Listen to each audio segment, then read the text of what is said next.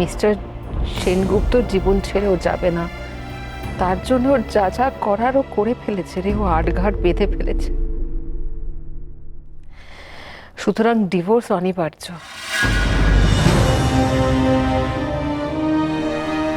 Mister Sengupta তোমাকে divorce দেবে না মা। কেন? কারণ ডিভোর্সটা তুমি দেবে।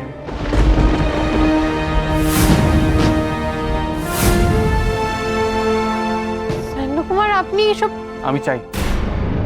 আমি ছেলে হয়ে চাই তোমাদের ডিভোর্স হোক। এই অপমানের জীবন থেকে বেরিয়ে তুমি তোমার নিজের জীবন গড়ে তোলো। তোমার সামনে এখনো অনেক ফিউচার আছে মা, অন্তত সেটার কথা চিন্তা করো। তুমি আর মিস্টার সেনগুপ্তের কথা চিন্তা করো না মা। উনি পাকে না, যা ইচ্ছে তাই করুক, কিন্তু তোমার জীবনে যেন একটাও আঁচ না লাগে মা। আর এই সিদ্ধান্তের কথা আজকেই আমরা বাড়িতে জানাবো।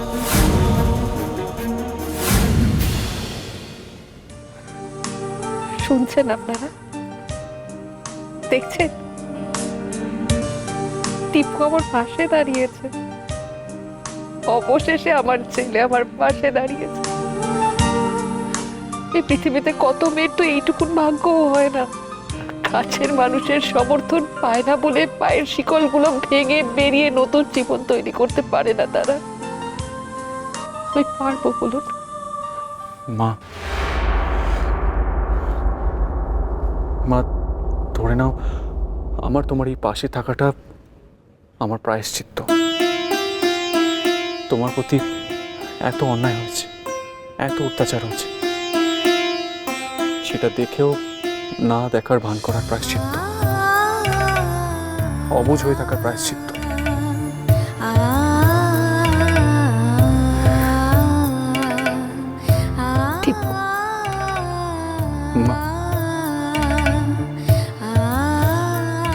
মা, আমাকে এই প্রায়শ্চিত্তটা করতে দাও। আমাকে তোমার পাশে থাকতে দাও মা, প্লিজ।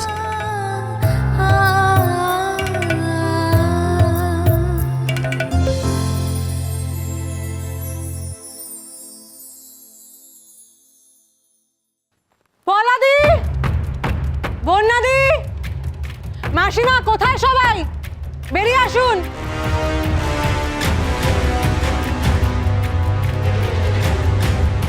কি ব্যাপারটা কি? হঠাৎ আবার কি নাটক শুরু করলে? শুরু তো করিনি, নাটক তো শেষের পথে।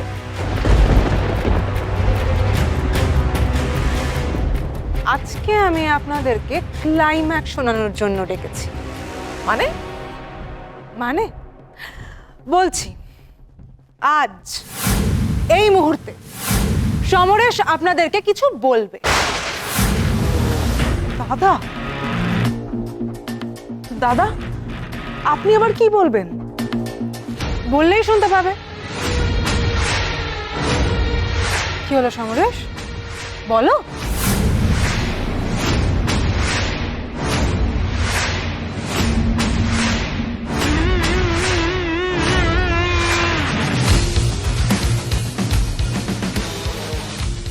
তুমি কি এভাবেই চুপচাপ দাঁড়িয়ে থাকবে? ডিভোর্সের সিদ্ধান্তের কথাটা বাড়ির সবাইকে বলো। দেবী না, চুপ, সিন ক্রিয়েট না করে সবাইকে বলো। কিরে বর্দা, কি হেয়ালি চলছে আমি বুঝতে পারছি না। কি হয়েছে বল? হ্যাঁ, যে কথাটা বলতে তোকে জোর করছে সেটা বলে দে না, হেয়ালি করছিস কেন?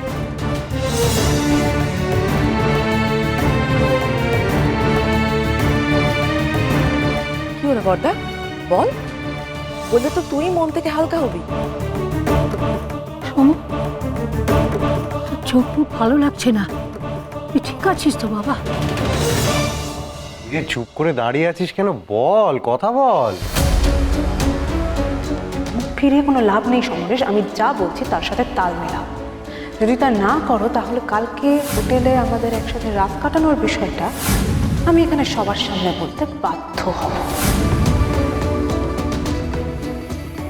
সমরেশ, তুমি এভাবে মুখ বন্ধ করে দাঁড়িয়ে থাকবে তো? কাউকে কিচ্ছু বলবে না প্রত্যেকবারের মতো।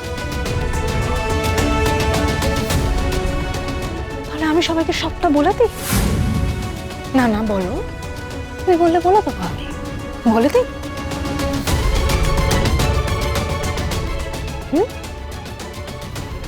বলবে কি বলবে? আমি বলছি।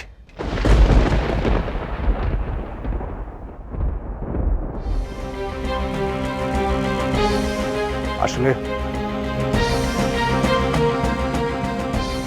আসলে আমি আমি আমি সইকে।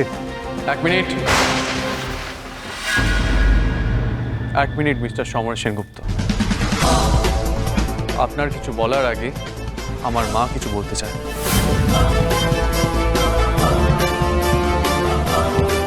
মা, বলো তুমি কি বলতে চাও?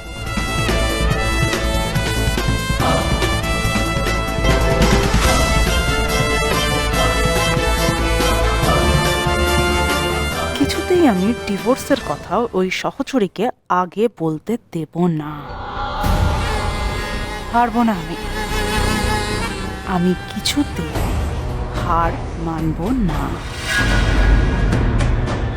আচ্ছা, সহচরী যদি আগে ডিভোর্স চায় তাহলে তো সহচরী এই বাড়িতে সবার চোখে খারাপ হবে। সবার এত আদরের বড় বৌমা, এত মহান, সে কিনা ডিভোর্স চাইছে, ছিছি পড়ে যাবে বাড়িতে। আর সেটাই বেটার হবে।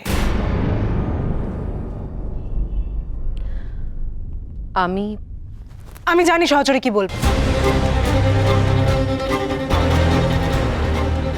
আজকে অলরেডি কলেজে একগাদা লোকের সামনে এই কথাটা বলে সহচরী সমরেশকে একবার অপদস্থ করেছে।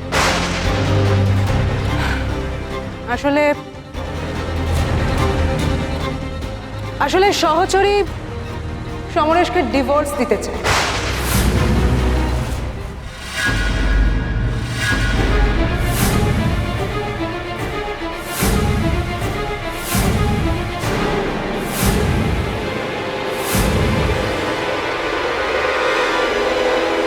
এটাই বলছিলাম আমি সবার সামনে। কি সহচরী?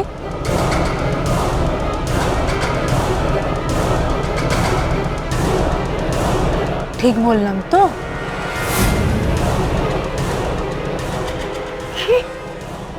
সমুকে ডিভোর্স দেবে বড় বৌমা? বড় বৌমা, বড় বৌমা, বড্ড বার বেড়েছে তুমি, তাই না?